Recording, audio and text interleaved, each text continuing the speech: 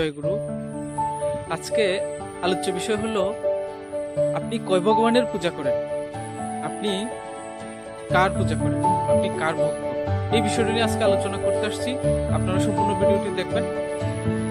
আমরা সনাতনীরা সাধারণত দেখা যায় আমাদের অনেক মন্দিরে বা আমাদের ঘরে যে আসন আছে সে আসনে অনেক দেব দেবী, অনেক অবতার, অনেক ভগবান এবং অনেকের মূর্তি দেখা যায়। আমরা অনেককে পূজা দিই। তো এখানে দেখা যাচ্ছে আপনার শ্রীকৃষ্ণ আছে, শ্রী চৈতন্য আছে, নৃসিংহদেব আছে। হ্যাঁ, এক একটা মন্দিরে এরকম অনেক ভগবানের পূজা করা হয়।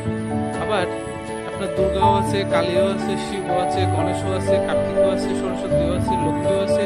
হ্যাঁ, আবার এদিকে মা শীতলাও আছে, কাত্যায়নীও আছে। মানে এই ধরনের বহু দেবদেবীর আমরা পূজা করি।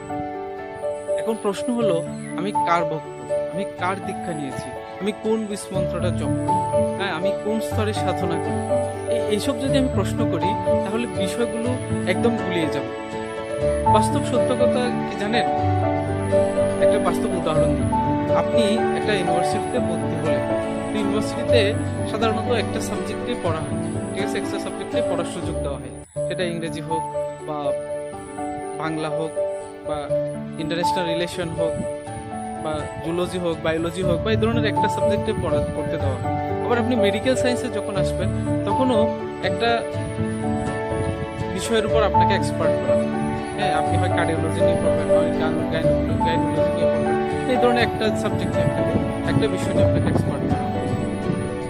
কিন্তু ধর্মের বিষয়ে যখন আমরা আসি, কিন্তু বাস্তবতা থেকে আমরা অনেক দূরে সরে যাই। বাস্তবতা কেমনে দূরে সরে যায়? আমাদের ঘরে আমাদের কালী, লক্ষ্মী, দুর্গা, শিব, সরস্বতী, হ্যাঁ, তারপর কৃষ্ণ, চৈতন্য, রামকৃষ্ণ, তারপর এরকম সব দেবদেবী, সব অবতার এখানে আসনে থাকে। শ্রী ঠাকুর অনুকূলচন্দ্র একটা কথা বলেছেন, বহু নষ্টিকের কাছে ধর্ম থাকতে পারে না। আমি যদি সবার ভক্ত হই তাহলে আমি কারোই ভক্ত নই। ঠিক আছে, আমাকে একটা বীজমন্ত্রের জপ করতে হবে, একটা বীজমন্ত্রের সাধনা সিদ্ধি লাভ করতে হবে, আমার সংসার করতে হবে, সাধনাও করতে হবে। তাহলে আমার একটা বীজমন্ত্র যদি আমি জপ করি, যদি আমি সঠিকভাবে জপ করতে পারি, তাহলে সেক্ষেত্রে আমি সেই স্তরটা হয়তো যেতে পারি। এটা খুব সহজ ব্যাপার নয়। সেটা যদি একনিষ্ঠতা থাকে, আমার ধৈর্য সহকারে আমি দীর্ঘদিন সেটা অভ্যাস করতে পারি, তাহলে আমার মানসিকভাবে এবং সাধন জগতে আমি একটা জায়গায় পৌঁছাতে পারি।